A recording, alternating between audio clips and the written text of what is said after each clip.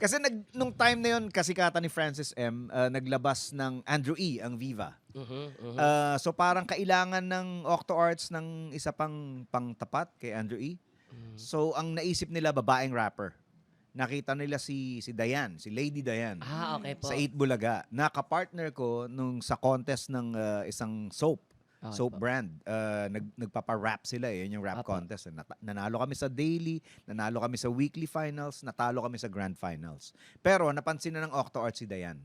So, nung napansin siya, after nung ano namin, after nung pagkatalo namin, parang nirequest ng Octo Arts si Dayan na mag-submit ng demo tapes. Eh, nagkataon na, magkaibigan kami noon eh.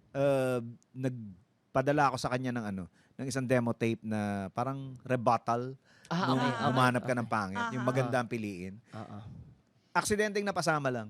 Tapos narinig ng Octo Arts, sabi, sino to?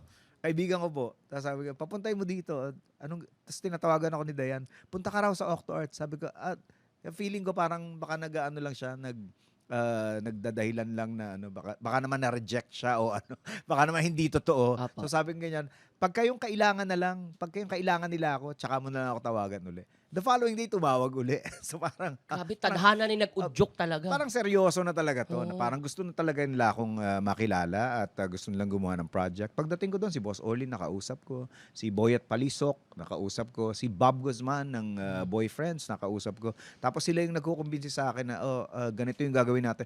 Plano na kaagad ng launch, yun na Ang kaagad ang bilis ng pinag-uusap. pangyayari. Mabilis talaga. Na-fast track yung sa akin. Meron na kaagad akong album. Tapos Opo. shortly after, nagkaroon ako ng TV show.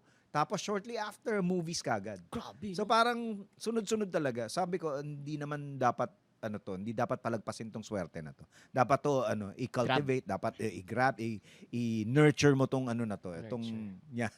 Gusto ko po yun.